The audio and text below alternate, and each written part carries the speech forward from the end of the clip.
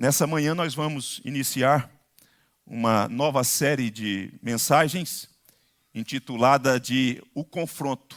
O Confronto. Essa nova série de mensagens nós vamos tomar os primeiros 6 capítulos do livro do profeta Isaías e vamos então nos dedicar, nos voltar para essa parte das Escrituras, palavra de Deus para o nosso coração nesses próximos domingos, exceto naqueles momentos que nós temos alguns eventos em que nós vamos receber pregadores, e aí a gente pausa, mas aí a gente vai até o mês de novembro, se Deus quiser, trabalhando esses primeiros 6 capítulos do livro de Isaías, o confronto.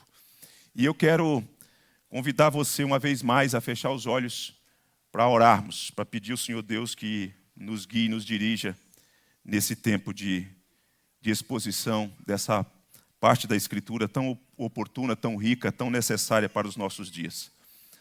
Senhor Deus, faz uma coisa que só o Senhor pode fazer na nossa vida nesses dias. Uma coisa bonita de transformação do coração, Senhor. A gente só tem condição de, pelo comportamento, mostrar alguma coisa que aconteceu de fato e de verdade no coração. Então atue na mente e no coração da igreja. Tome-me pelas tuas mãos, conceda-me luz no entendimento e fogo no coração, e também aos meus irmãos a bênção de serem iluminados. Que a mente seja iluminada para que possam compreender o que o Senhor Deus quer falar conosco por meio dessa passagem, em nome de Jesus. Que haja salvação nessa casa, que haja restauração, que haja cura, que haja libertação, em o nome do Senhor Jesus. Amém. Abra sua Bíblia em Isaías capítulo 1, o texto da nossa exposição se encontra aí no capítulo 1, versículo 1 a 9.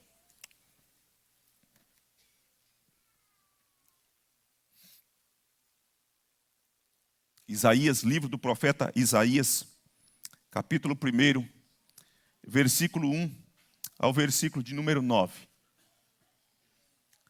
Assim está escrito na palavra de Deus. Visão de Isaías, filho de Amós, que ele teve a respeito de Judá e de Jerusalém, nos dias de Uzias, Jotão, Acás e Ezequias, reis de Judá. Ouvi, ó céus, e dá ouvidos, ó terra, porque o Senhor é quem fala. Criei filhos e os engrandeci, mas eles estão revoltados contra mim. O boi conhece o seu possuidor, e o jumento, dono da sua manjedoura. Mas Israel não tem conhecimento, o meu povo não entende. Ai desta nação pecaminosa, povo carregado de iniquidade, raça de malignos, filhos corruptores, abandonaram o Senhor, blasfemaram do Santo de Israel, voltaram para trás. Porque haveis ainda de ser feridos, visto que continuais em rebeldia. Toda a cabeça está doente, e todo o coração enfermo. Desde a planta do pé até a cabeça não há nele coisa sã, senão feridas, contusões e chagas inflamadas, umas e outras não espremidas, nem atadas, nem amolecidas com óleo. A vossa terra está assolada e as vossas cidades consumidas pelo fogo. A vossa lavoura, os estranhos devoram em vossa presença, e a terra se acha devastada como numa subversão de estranhos. A filha de Sião é deixada como choça na vinha, como palhoça no pepinal, como cidade sitiada. Se o Senhor dos exércitos, não nos tivesse deixado alguns sobreviventes, já não teríamos tornado como Sodoma e semelhantes a Gomorra, diz a palavra de Deus, Eu quero trazer algumas breves informações à guisa de introdução da nossa série de exposição, porque depois não o farei mais. Depois nós vamos nos deter nos textos que virão. Os estudiosos, eles dividem o livro do profeta Isaías em 2 partes, 2 grandes blocos. O primeiro bloco vai do capítulo 1 ao capítulo 39. E os estudiosos vão dizer que nessa primeira parte está estabelecido um confronto. Deus está confrontando o seu povo e confrontando também algumas nações. E, na verdade, Deus está irado contra o seu povo. Deus está irado pelo comportamento, pela vida que o seu povo tem adotado e, consequentemente, com as nações, com as suas idolatrias, com as suas rebeldias e violências. Isso não significa que não há consolo nesse primeiro bloco. Há consolo, há, inclusive, promessas sobre o nascimento do Senhor Jesus, o Emanuel, Deus conosco, que haveria de vir, como de fato veio. A segunda parte do capítulo 40 até o capítulo de número 66, aí a mensagem é mais voltada para a consolação. Deus vai salvar o seu povo. Deus vai disciplinar o seu povo, mas vai preservar o seu povo, e vai curar o seu povo, e vai restaurar o seu povo. São essas duas partes, esses dois grandes blocos do livro do profeta Isaías. E o profeta Isaías, ele tem sido chamado, o livro do profeta Isaías tem sido chamado pelos estudiosos de o quinto evangelho. O quinto evangelho. Eu penso que os estudiosos apelidaram de o quinto evangelho por conta das inúmeras profecias e promessas alusivas ao descendente de Davi, ao Messias que haveria de vir, o servo sofredor que haveria de se entregar em nosso lugar e no nosso lugar levar todas as nossas culpas e as nossas enfermidades. Se o livro do profeta Isaías é chamado de o quinto evangelho, o profeta Isaías é chamado de o evangelista do Antigo Testamento. O evangelista do Antigo Testamento. Ainda sobre o livro e sobre o profeta Isaías, conforme o capítulo 6, ele foi chamado durante o reinado do rei Uzias. Está lá no capítulo 6, no ano da morte do rei Uzias, eu vi o Senhor assentado sobre um alto e sublime trono. Então foi nesse período que ele foi chamado para exercer o seu ministério. E o nome dele, o nome de Isaías, significa salvação de Deus. Salvação de Deus. O Deus que fica irado, o Deus que disciplina, também é o Deus que salva o seu povo da condenação e da perdição.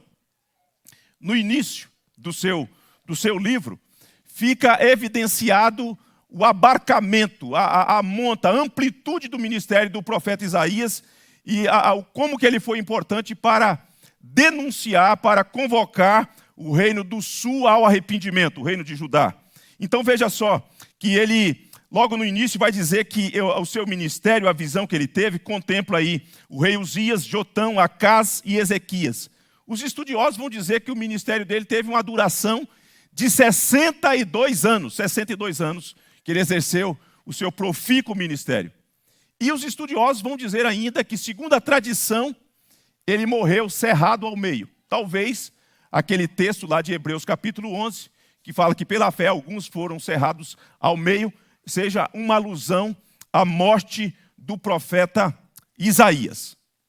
Dito isso, eu convido você a pensar comigo, porque o tema da nossa mensagem nessa manhã é uma radiografia do pecado do povo, uma radiografia do pecado do povo. Então pense comigo numa ressonância magnética. Ressonância magnética, alguém aqui já fez ressonância magnética, né? Você se sentiu como Jonas dentro do grande peixe? É assim que eu me senti quando o profissional da saúde me introduziu dentro daquele tubo. Eu me senti como Jonas. Eu falei, eu acho que era uma coisa mais ou menos assim, talvez um pouco pior, com certeza. Mas é assim que acontece. E esse exame, a ressonância magnética, ele consegue mapear quase tudo. Da cabeça aos pés, ele consegue ver quais são os problemas que estão ali. E esse é o propósito. O médico pede um raio-x, pede isso, pede aquilo outro. E quando ele pede a ressonância magnética é porque ele quer uma coisa mais precisa sobre o seu quadro. Sobre as possíveis patologias que tem na cabeça, que tem no tronco, que tem no seu corpo, em todos os membros do seu corpo. E daí, Deus vê tudo, irmãos. Deus vê tudo.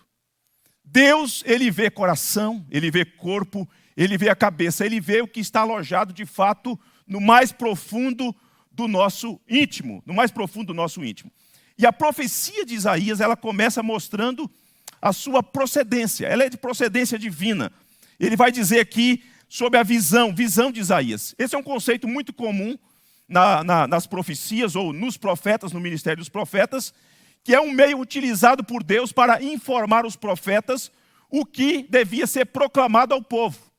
Visão, portanto, era um meio muito utilizado. No Antigo Testamento você encontra esse conceito diversas vezes, utilizado por Deus em diversas situações, Deus descortinando o futuro e a situação do momento e o coração do povo, para que o profeta pudesse proclamar aquilo que o povo precisava ouvir. E ainda sobre a procedência, note que no versículo de número 2, diz assim: ouvi, ó céus, e dá ouvidos, ó terra, porque o Senhor é quem fala.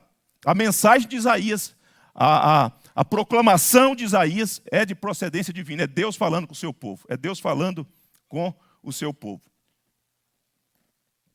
Um estudioso do Antigo Testamento, ele traz uma informação preciosa sobre esse livro, sobre a mensagem de Isaías. Ele diz o seguinte: por 2 milênios e meio, as palavras dessa visão significa, ou dessa visão magnífica, tem trazido advertências e encorajamento ao povo de Deus. Por mais de 2 milênios e meio, as palavras dessa visão do livro do profeta Isaías têm trazido advertências e encorajamento ao povo de Deus. Chegou o nosso tempo. Hoje é o nosso tempo. Nós estamos iniciando o nosso tempo. Hoje é o seu tempo. Hoje é dia de Deus trazer advertência para o nosso coração e também encorajamento para o nosso coração. E veja só que essa ideia de confronto no livro, nesses primeiros capítulos, logo no início o profeta ele começa com uma denúncia vigorosa.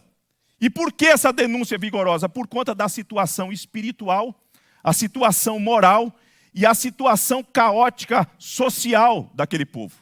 Só para você perceber, esse povo para o qual o profeta Isaías está profetizando é um povo que tinha liturgia de culto continuamente. Veja o capítulo 1, só para você ter uma ideia desse mapa, desse quadro, dessa ressonância magnética que Deus está fazendo do povo. Olhe no versículo de número 11, para você perceber se esse povo não tinha culto. Esse povo tinha culto, diz assim, ó: estou farto dos holocaustos de carneiros e da gordura de animais cevados, e não me agrado do sangue de novilhos, nem de cordeiros, nem de bodes. Olha só o que Deus está dizendo para um povo que tem culto, que tem liturgia. Quando virdes para comparecer perante mim, quem vos requereu o só pisar dos meus átrios? Esse povo ia ao templo.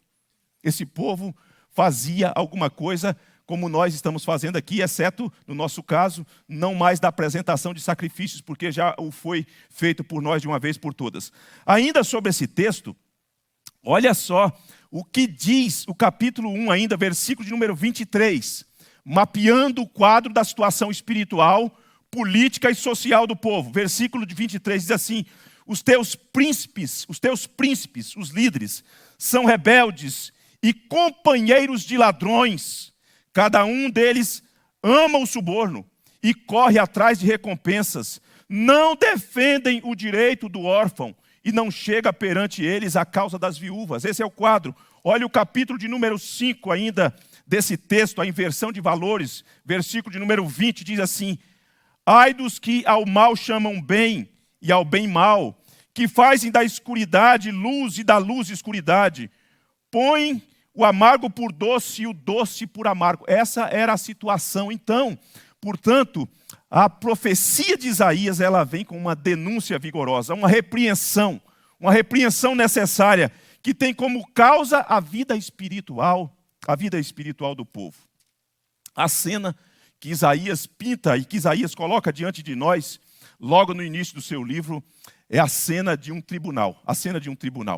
É como se estivesse ali presente o promotor de acusação, é como se tivesse ali presente as provas, as evidências que são irrefutáveis, é como se tivesse ali presente, na verdade, é essa a ideia, as testemunhas, os céus e a terra, e tem ali o justo juiz que vai julgar, que tanto é o promotor quanto é aquele que haveria de sentenciar o povo.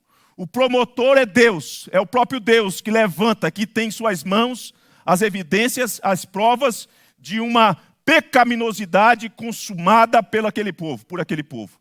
E aí ele vai apresentar isso e vai chamar o povo. E vai convocar os céus e a terra. Ele vai dizer assim: ouvi, ó céus, e dá ouvidos, ó terra. Essa é uma expressão que aparece no 5º livro do Pentateuco. Convido você para abrir, porque isso tem a ver com o pacto. O que o povo está fazendo e o que o povo está deixando de fazer tem a ver com a quebra da aliança. No último no último livro do Pentateuco, no capítulo de número 30, versículo 19, Deus estabelece isso. E ele vai proceder assim em diversas situações, convidando os céus e a terra para que sejam testemunhas de Deus perante a situação do povo. Versículo 19 diz assim: os céus e a terra tomo hoje por testemunhas contra ti, que te propus a vida e a morte, a bênção e a maldição. Escolhe, pois, a vida, para que vivas, tu e a tua descendência. Capítulo 31, versículo 28. Ele vai dizer assim: ajuntai perante mim todos os anciãos das vossas tribos e os vossos oficiais, para que eu fale aos vossos ouvidos estas palavras, e contra eles, por testemunhas, tomarei os céus e a terra. Deus chama o cosmo, Deus chama o universo para que seja testemunha dele diante daquilo que vai ser feito, daquilo que vai ser dito contra o povo. Escutem as acusações que eu tenho contra o meu povo. Eu tenho acusações contra o meu povo, porque o meu povo está vivendo de um modo leviano. O meu povo não atende a minha voz, o meu povo se rebelou contra mim, o meu povo está enfermo, está tomado de pecado.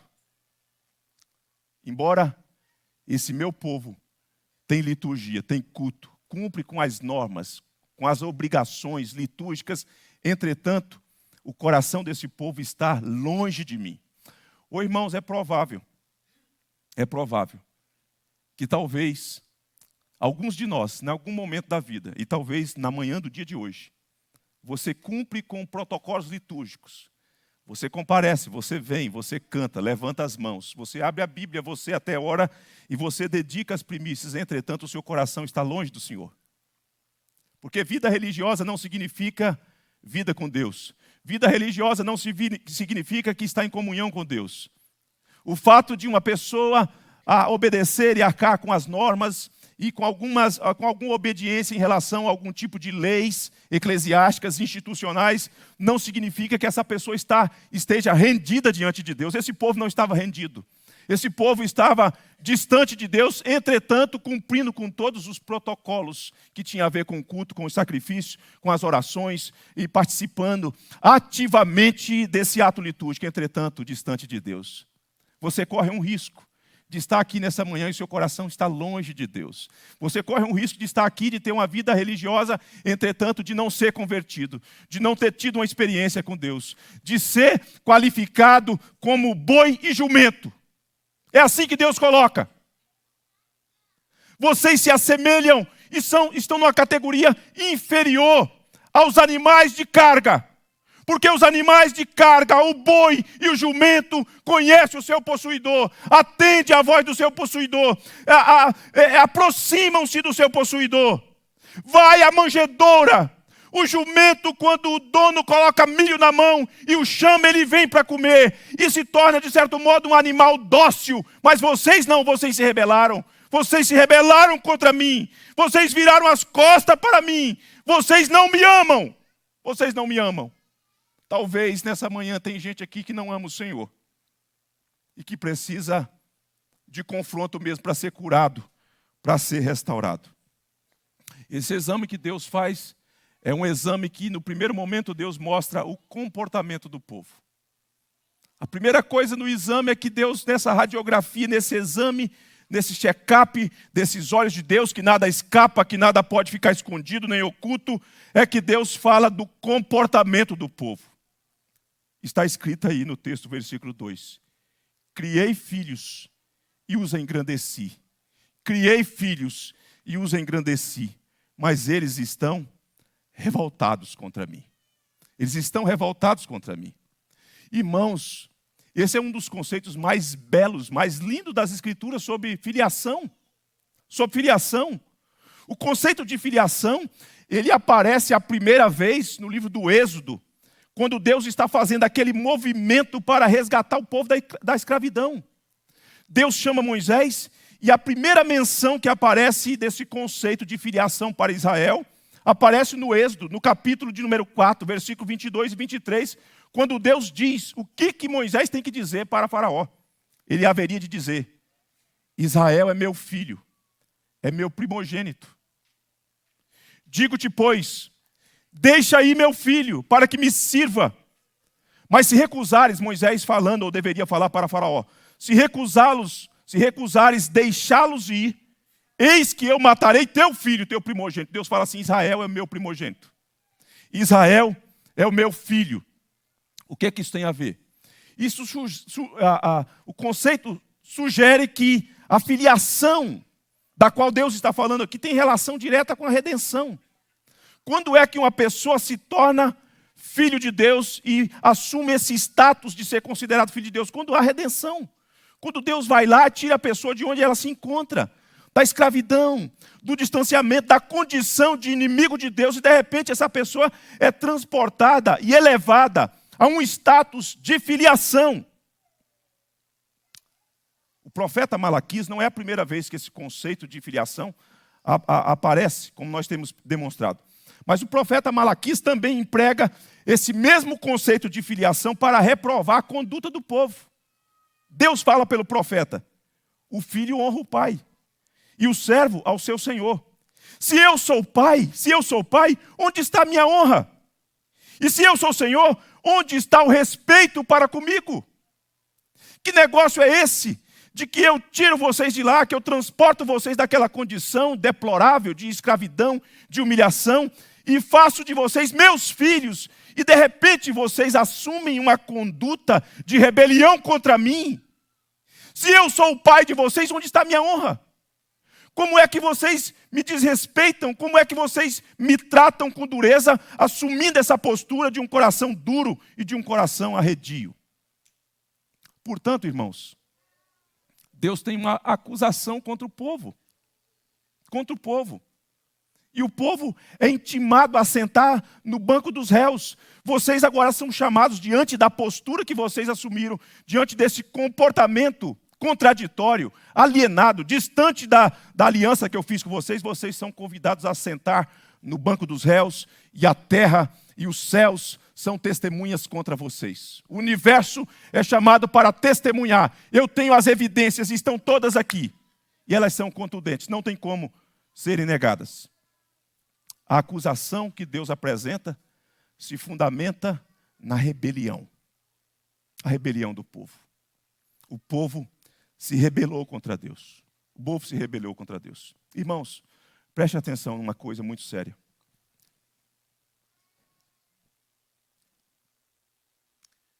Quando uma acusação é grave, quando uma acusação é grande, quando as evidências são robustas, são irrefutáveis, por conta que decorre de grandes pecados contra Deus, então isso também exige um grande julgamento. Isso exige também uma grande disciplina. Esse povo, eles receberam, por meio do profeta Oséias, do profeta Amós, essas denúncias para que eles se convertessem, para que eles se voltassem para Deus.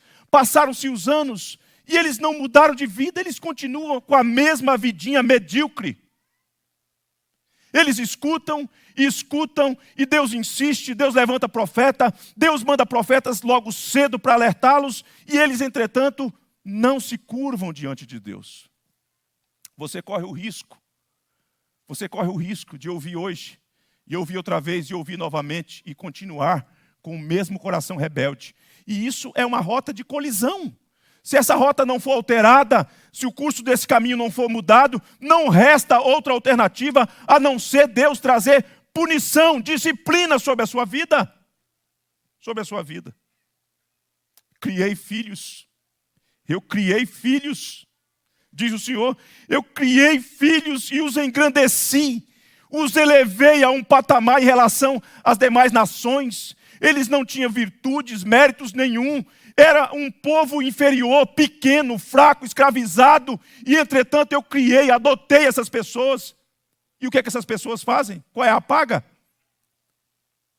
Desdém, afronta, me desprezam, viram as costas contra mim, não levam a sério o que eu estou falando para eles. Pense na trajetória de Israel. Pense nos progenitores de Israel, eram nômades. Depois foram feitos escravos. Porém, a redenção de Deus os elevou, os guindou e os colocou num outro patamar de relação.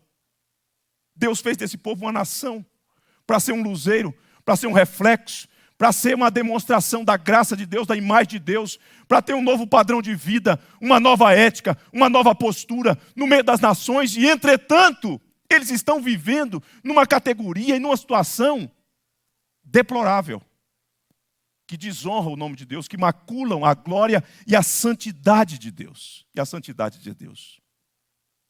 Eu ouvi uma história de um amigo esses dias.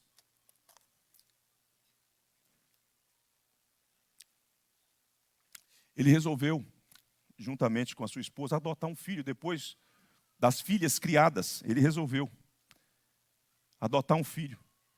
Foi no orfanato e pegou um menino com a idade um pouco maior, mais elevada. Aqueles que vão sendo deixados, porque é assim que funciona, né? As pessoas querem fazer adoção, mas geralmente têm uma predileção por criança que tem menos tempo de idade. E ele não. Então foi lá e disse que estava disposto a adotar aquele menino, adotou, registrou, né? Hoje ele é herdeiro da sua fortuna, dos seus bens. Deu para ele as coisas que ele dava para a filha: escola boa, boa educação, boa casa, boa cama. Eu conheço a família é uma família de posse, de condição. Foi adotado, com todas as regalias e os privilégios. Mas quando você é adotado, também existem normas na casa, existem deveres, existem as obrigações. E assim que ele começou a exigir, esse menino começou a demonstrar um traço de violência. Um traço de violência. Hoje, um adolescente com 14 anos. E ele disse, está uma situação amedrontadora, porque agora quando a gente conversa, ele bate na mesa. E no outro dia, quando eu já não disciplino ele mais, agora eu tento conversar, mas no outro dia, quando eu conversava com ele, ele falou: vou pegar a faca para enfiar no bucho de alguém. Vou pegar uma faca. Alguém que foi adotado, alguém, talvez você pense, será que não seria uma patologia? Não é essa a questão, mas eu estou usando a experiência, a história, para você perceber como que Deus estava se sentindo. Eu criei filhos, eu os engrandeci. O que eles fizeram? Eles estão revoltados contra mim. Eles estão revoltados contra mim. É assim que eles agem. Israel, o filho que foi cuidado, recebeu proteção, recebeu provisão durante toda a sua trajetória, agora está rebelando-se contra Deus. Um filho que foi criado e foi elevado a uma situação diferenciada, agora vira as costas contra Deus, demonstra uma rebelião contra Deus. O filho Israel, que foi alcançado, agora não se arrepende, recusa-se a arrepender, tem um coração endurecido, não se curva, mesmo diante da disciplina de Deus. Israel está endurecido. Israel está endurecido. Mas e você que vem aqui nessa manhã? E você criado e adotado e que costuma orar nas orações e dirigindo-se a Deus, ao Deus de Israel, Pai do nosso Senhor Jesus Cristo, dizendo que Ele é seu Pai. Como você tem agido? Como você tem agido? Será que você também está assumindo a categoria de filho que se revolta contra o pai? Será que você tem também assumido um comportamento que é alienado dos padrões da aliança de Deus? E talvez você fale assim: pastor, é muito diferente. Mas veja só, esse povo, quando Deus vai falar dessa revolta, Deus apresenta coisas concretas. Vamos pensar em algumas coisas que são concretas, que podem ser demonstração de que você está revoltado contra o seu pai. Veja só, esse povo é um povo que está cultuando, é um povo que oferece sacrifício, é um povo que faz oração, é um povo que comparece diante de Deus. Mas pense comigo em situações concretas que Deus está apresentando como acusação, que é demonstração de rebelião, de revolta, de virar as costas, de desprezo. Olha só o capítulo de número 1. Diz assim, versículo de número 16. Lavai-vos, purificai-vos, tirai a maldade de vossos atos diante dos meus olhos, cessai de fazer o mal. Aprendei a fazer o bem, atendei a justiça, repreendei ao opressor, defendei o direito do órfão e pleiteai a causa das viúvas. Veja só que Deus traz materialidade de provas que tem a ver com a relação social, de como que o povo se porta. Se por um lado há um aspecto leviano no culto, que não há consonância com o que professa, com o que se faz no dia a dia, Deus está dizendo, isso é revolta. São filhos que foram criados, mas que estão revoltados contra mim. E como que seria isso materializado em nossos dias, irmãos? Com as devidas ressalvas e nas proporções de cada qual. Estaria um homem que foi chamado para imitar o Senhor Jesus, que foi chamado para olhar para o Senhor Jesus como referencial, um marido. Se esse homem não está acatando a instrução do Senhor Jesus, de viver como o Senhor Jesus, de imitar o Senhor Jesus, de amar a sua esposa como o Senhor Jesus amou a igreja, será que esse homem não é um filho que está se rebelando contra o pai? Uma mulher que tem um padrão, que tem o conhecimento intelectual, ao menos, da teologia bíblica, e entretanto vive e não cumpre com as suas obrigações e deveres na relação conjugal, será que essa mulher não é uma filha que está se rebelando contra o pai? Materialidade das provas. Será que as crianças que aqui estão, crianças, preste atenção, adolescentes que aqui estão, moços e moças que aqui estão, que não honram seus pais, que não obedecem os seus pais, que desobedecem os seus pais, que desonram os seus pais, será que vocês não são filhos criados por Deus e que, entretanto, estão se rebelando contra Deus?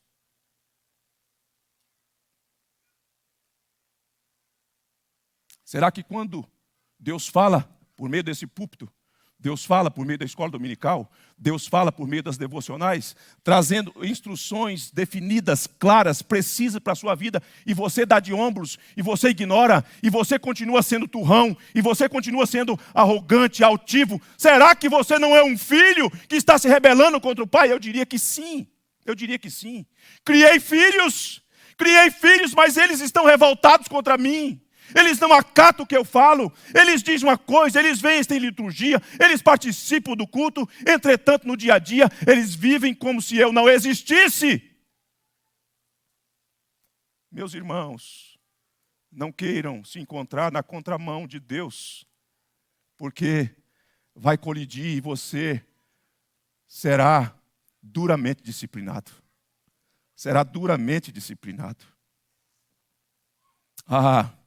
Se por um lado tem filhos que foram criados, que foram engrandecidos e que entretanto se rebelaram, por outro lado existe o filho que veio, o filho que foi batizado no Jordão, o filho para quem e de quem Deus disse, este é o meu filho amado em quem a minha alma se compraz. Aquele que veio e obedeceu, aquele que veio e fez aquilo que deixava o coração do seu pai feliz. O nome dele é Jesus Cristo, ele é o unigênito de Deus, ele é o amado de Deus, e ele com a sua vida e com a sua obra, ele adota filhos que estavam numa condição de rebeldes, para que eles sejam acolhidos, amados, restaurados e tenham um modelo em Cristo de como viver, para o inteiro agrado de Deus. Se você está numa rota e que pode colidir, agarre-se ao Senhor Jesus, ao Filho amado. Volte-se para Deus nessa manhã e fique apegado ao Senhor Jesus Cristo. Fique apegado ao Senhor Jesus. A ressonância magnética de Deus mostra o comportamento. O comportamento de vocês é inadmissível. O comportamento de vocês é inapropriado. O comportamento de vocês depõe contra vocês. Eu tenho acusações robustas, fortes, contundentes contra vocês. E eu tenho testemunhas. Eu estou convocando o universo, os céus e a terra, para que venham testemunhar. Vocês sabem disso. E vocês precisam assumir uma outra postura. Deus vai mapeando o povo. Deus vai dizer para o povo, olha, o versículo 4 diz assim, ai desta nação. Você vai perceber que Deus usa aqui na profecia de Isaías 4 substantivos acompanhados de 4 adjetivos. Os 4 substantivos são demonstrações de coisas importantes dentro da configuração de aliança. Nação, povo, raça, filhos. E de repente, todos esses substantivos vêm acompanhados de quê? De adjetivos. Diz aí, nação pecaminosa, povo carregado de iniquidade, raça de malignos, filhos corruptores, Veja só, irmãos, de repente Deus fala assim, olha, o boi conhece o seu possuidor, o jumento o dono da sua manjedoura, animais de cargas. Boi, jumento, é animais de carga. De repente, sabe o que Deus fala? Deus fala assim, ó, povo carregado de iniquidade. Vocês estão parecendo animais de carga. Sabe o que vocês estão carregando? O peso que vocês estão carregando? Iniquidade. Iniquidade está sobre vocês. Vocês blasfemam, vocês me abandonaram, vocês voltaram atrás, vocês viraram as costas para mim. Vocês viraram as costas para mim. Vocês deixaram de me buscar. Vocês deixaram de estar comigo de fato e de verdade. Vocês me abandonaram, abandonaram o Redentor de vocês. Na metáfora que ele usa, ele vai usar duas figuras, uma do corpo enfermo e uma figura de uma lavoura sem defesa. É assim que vocês se encontram, embora tantas disciplinas, tantas vezes disciplinados, tantas vezes alertados, entretanto, olha como está o corpo de vocês, desde a planta do pé até a cabeça, não há coisa sã, senão feridas, contusões, chagas inflamadas, umas e outras não espremidas, nem atadas, nem amolecidas com óleo. Essa é a condição de vocês. Já pensou num corpo? O que Deus está apresentando? Falando, olha o estado no qual vocês se encontram. Vocês estão apodrecendo. Vocês estão apodrecendo. Estão necrosando. Espiritualmente, olha a casca, olha o pus. Olha como está a situação de vocês. Não me esqueço quando eu fui, dentre algumas visitas em hospitais, uma que eu fui fazer com a minha esposa, ela sempre me acompanhava. Isso ainda lá em Vitória. E o setor, a ala que eu fui visitar, era onde estava o paciente, ou os pacientes com câncer no estado terminal. Estado terminal. E tinha um paciente, irmãos. E tinha um paciente que ele estava literalmente apodrecendo. Um odor. A minha esposa não aguentou. Ela que sempre foi uma mulher, reputo, como uma mulher forte, ela não aguentou. Ela fez vômito. O estado repugnante da situação, da carne humana que vai apodrecendo. Se você não se volta para Deus, você vai apodrecendo. O seu pecado vai te matar. O seu pecado vai te matar, você vai morrer, você vai se tornar insensível, embora existem dores, embora existe o furúnculo, embora existe essa podridão toda, mas você não se volta para aquele que tem o remédio e a solução para a sua vida. Sabe o que acontece? Sabe o que acontece? Eu vou correr e vou terminar. O que acontece é que a gente vê o comportamento, a gente vê o corpo do povo, mas a gente vê também, sabe o que? A compaixão de Deus. Comportamento, corpo e a compaixão. Porque quando chega no versículo de número 9, esse Deus que tem acusações, esse Deus que nos chama para nos voltarmos para Ele, esse Deus decide livremente preservar. Diz assim, se o Senhor dos Exércitos, se o Senhor dos Exércitos, se não nos tivesse deixado alguns sobreviventes, já nos teríamos tornado como Sodoma e semelhante a Gomorra. Qual é a alusão? A alusão de ruína, destruição. Destruição. Qual é o quadro de Sodoma e Gomorra? Penalizado, enxofre, fogo, destruída completamente. Pó e cinza, entulhos. Entulhos. A retribuição, o que Deus está dizendo, o que o profeta está dizendo é o seguinte, olha, a retribuição deveria ser à altura da transgressão. Eu vou repetir para você. A retribuição pactual deveria ser à altura da transgressão. Do mesmo jeito que vocês pecaram, a retribuição divina deveria ser à mesma altura. Com a mesma proporção de juízo. Como as cidades históricas de Sodoma e Gomorra foram destruídas, assim também vocês deveriam ser destruídos. Definitivamente, Jerusalém e Judá deveriam deixar de existir. O pecado de Judá, é o que Deus está dizendo, o pecado de Judá mereceu a mesma pena que foi aplicada contra Sodoma e Gomorra. A mesma pena. Não aconteceu, exceto por uma coisa. Deus resolveu exercitar misericórdia. Deus decide exercitar misericórdia conosco. Se Deus fosse nos tratar a rigor, em razão daquilo que nós merecemos, nós seríamos fulminados. Israel e Judá, a Jerusalém e Judá já seriam fulminadas, como aquelas cidades históricas. Entretanto, ao invés de destruição, foi concedida a preservação. O texto diz, irmãos, o texto diz, se apega a essa verdade da misericórdia, se apega a essa verdade da graça de Deus. Se o Senhor dos exércitos, aquele que pode disciplinar e fulminar as pessoas, não nos tivesse deixado algum sobrevivente, já nos teríamos tornado como Sodoma e semelhante a Gomorra. Ao invés de destruição, foi concedida misericórdia, preservação. O Deus que é o promotor, o Deus que coletou e tem todas as provas e não tem como negá-las, Ele é o juiz. E, entretanto, ao mesmo tempo, Ele é o Deus salvador. Ele é o Deus salvador. Ele nos salva em Jesus. Ele nos preserva em Jesus. Se Ele nos olhasse diretamente para nós, sem que nós estivéssemos escondidos em Jesus, nos lombos de Jesus, todos nós, em razão das nossas rebeliões, do nosso caminho que nós trilhamos com as nossas próprias obras e justiças, nós seríamos fulminados. O que Deus resolve? Vou preservar o remanescente. Sabe por quê? Porque preservando o remanescente está preservada a promessa da vinda do Messias. Deus não podia negar essa verdade que foi prometida aos patriarcas. Então vocês mereciam mesmo a sentença da destruição, mas por conta da minha promessa, por conta de quem eu sou, fiel, Deus imutável, Deus eterno, eu decido deixar o remanescente. Porque deixando o remanescente, virá o servo sofredor. Porque deixando o remanescente, virá o Emanuel, virá o Deus conosco. E Ele fará o que vocês não podem fazer. Ele é o Filho amado.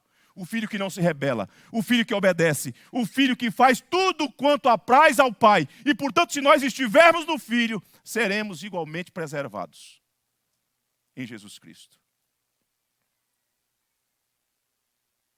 Há 3 coisas, e com elas eu concluo. O primeiro, a promessa divina do passado é mantida.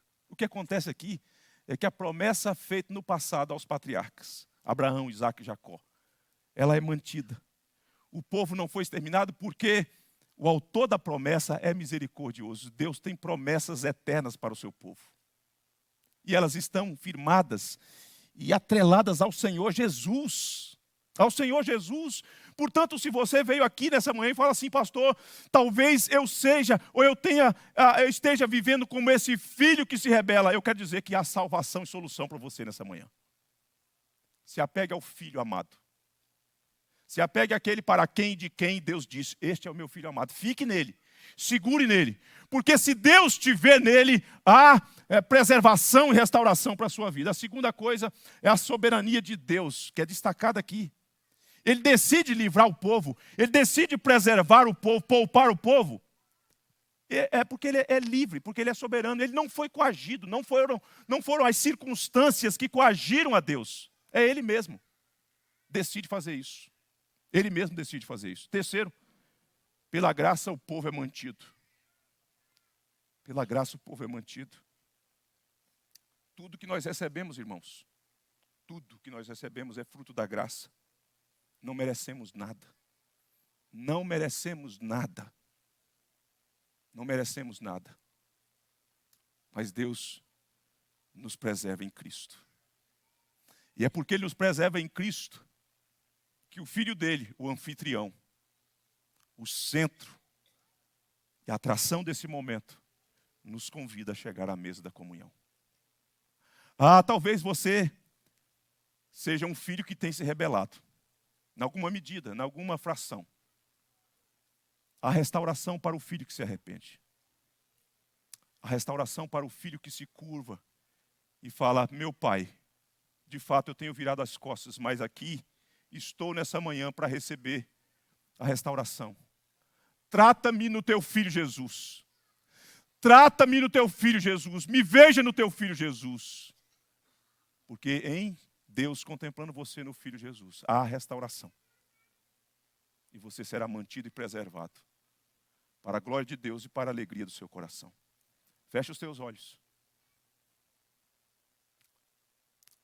Se você, homem, tem sido filho rebelde, que não tem tratado a sua mulher como deveria tratar, que não tem tratado os seus filhos como você deveria tratar, eu quero recomendar, ajoelhe-se onde você está. Ajoelhe-se onde você está. Peça a Deus, fala, Senhor, eu quero transformação.